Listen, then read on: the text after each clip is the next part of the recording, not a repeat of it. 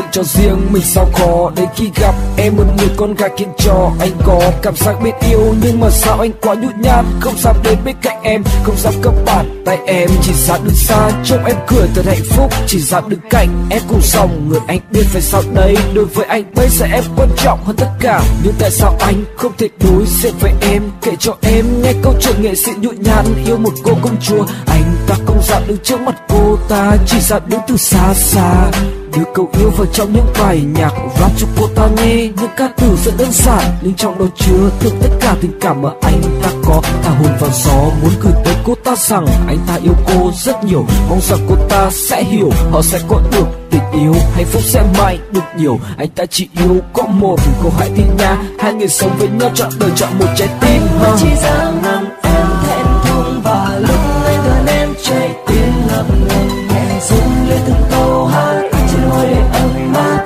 Anh không dám nói lời đã yêu em người ơi, anh đã trao về người từ lúc anh nhìn em xuyên sao bồi hồi. Người ơi anh chỉ mong ước ta bên nhau cùng chung bước, để rồi từng ngày mình có bao nhiêu niềm hạnh phúc. Yêu em như là gió với mây, không xa nhau vì dù đã có mây.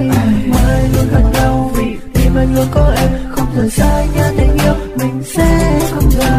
Em sẽ là gió còn anh sẽ là mây, và mây cùng với gió nô đùa tít trên ngọn cây. Anh yêu đôi mắt có chút gì đó thơ ngây, tình yêu chúng mình trong vắt có chút gì đó tay tay. Anh mơ luôn mình hạnh phúc nhìn con trâu nó nhảy dây, nhưng mà lại có đôi lúc mình giận hơn nhau cơ đấy. Nhưng từ giờ em sẽ thấy anh thay đổi cho em xem, không còn ích kỷ nhút nhát mà thực sự là real man. Anh thề anh hứa anh đảm bảo cho em xem, ngày nào anh sẽ đi mua kem về cho em. Và đây là một bài hát anh dần tặng nó cho em, không cần phô trương làm kiểu, anh chỉ cần mình em khen.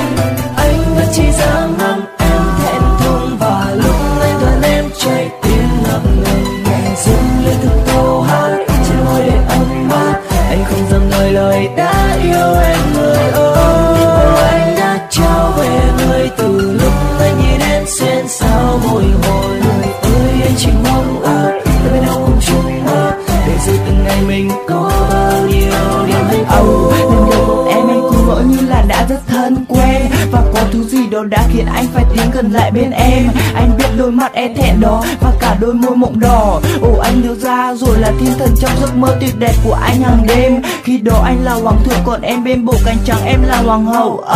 Còn một điều nữa rằng anh và em đã trao nhau nụ hôn đầu, nhưng đó chỉ là giấc mơ của anh mà thôi em à. Chứ lúc này đây anh vẫn chỉ dám âm thầm đứng nhìn em từ xa, không dám ló mặt ra. Thầm thương trộm nhớ đêm về nằm mơ anh như chẳng khờ yêu em vô bến bờ, chỉ dám đứng nhìn em thôi. Lời yêu không thoát khỏi bờ môi, thời gian thì vẫn cứ thế trôi. Tình yêu anh không hề thay đổi, vì trái tim anh trao em rồi. Trái tim của anh được đúc bằng thép nên không ai có thể đục khoét, chỉ có mình em là chìa khóa mở trái tim anh như một chiếc két. Những lời anh nói xuất phát từ trái tim chứ không phải như một chú vẹn anh yêu em.